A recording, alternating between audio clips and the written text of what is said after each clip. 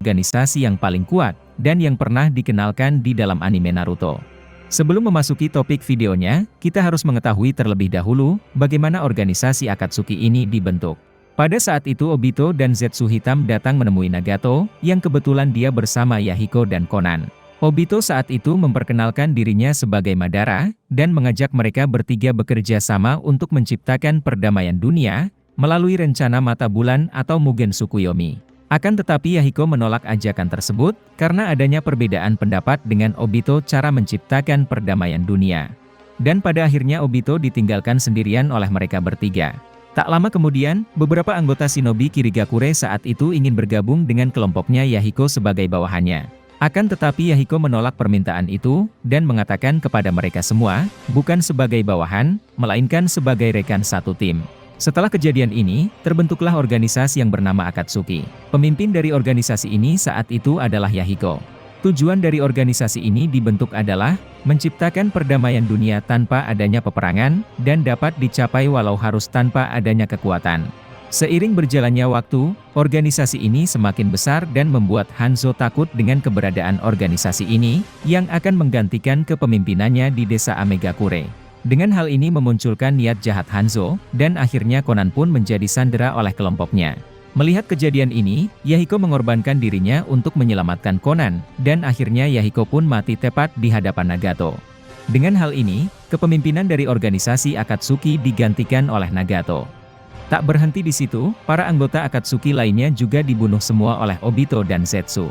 Dengan kematiannya dari Yahiko, tujuan dari organisasi Akatsuki ini berubah. Nagato yang telah jatuh dalam kegelapan, mudah bagi Obito untuk memperalat Nagato dan menyuruhnya mengikuti rencananya.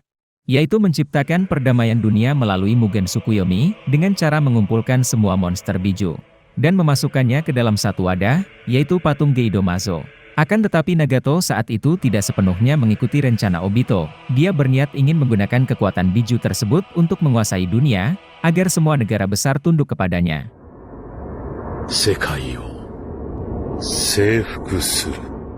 Untuk dapat menjalankan rencana ini, mereka membutuhkan anggota baru. Setelah Nagato membuat dirinya menjadi 6 anggota Pain, Obito menyuruh Nagato dan yang lainnya untuk mengumpulkan setidaknya 10 anggota baru, tidak termasuk dirinya.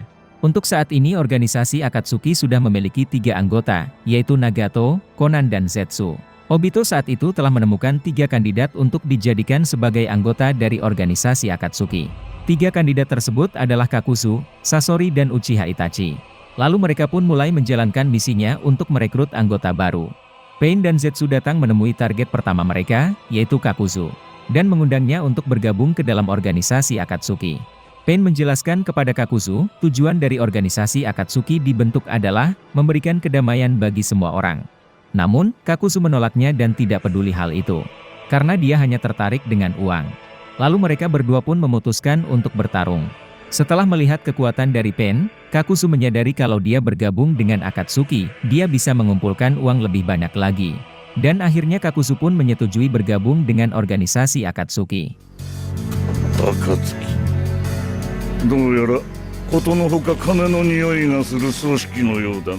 Anggota berikutnya adalah Sasori, yang berasal dari desa Pasir Merah.